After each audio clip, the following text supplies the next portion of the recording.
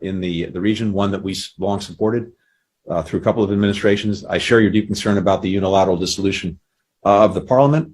I've spoken to President Said myself a number of times on this. We are pressing for a transparent, inclusive, to include political parties, labor, civil society, reform process.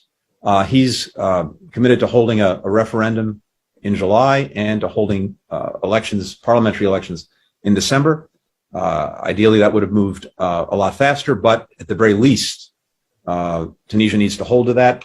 They've had a consultative process, as you know, for the reform agenda of the Constitution.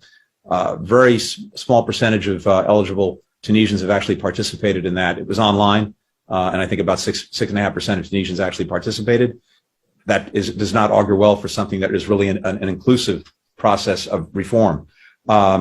Also, we've seen the use of military courts to prosecute civilians, particularly for political speech. That's something we've been pressing back against, and infringements on civil society, on judicial independence. All of these factor into our assistance.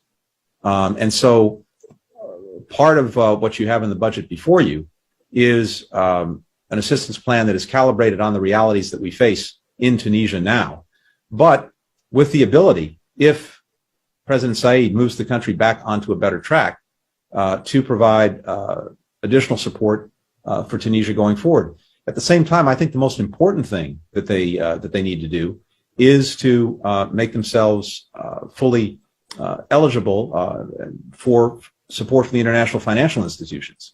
And again, what's happened now has gotten them off track on that. So they have a tremendous, as you know, crisis. They've got a direct, an immediate budget crisis, and then they have a long-term economic sustainability crisis. The long-term economic sustainability crisis is best met by working with the international financial institutions.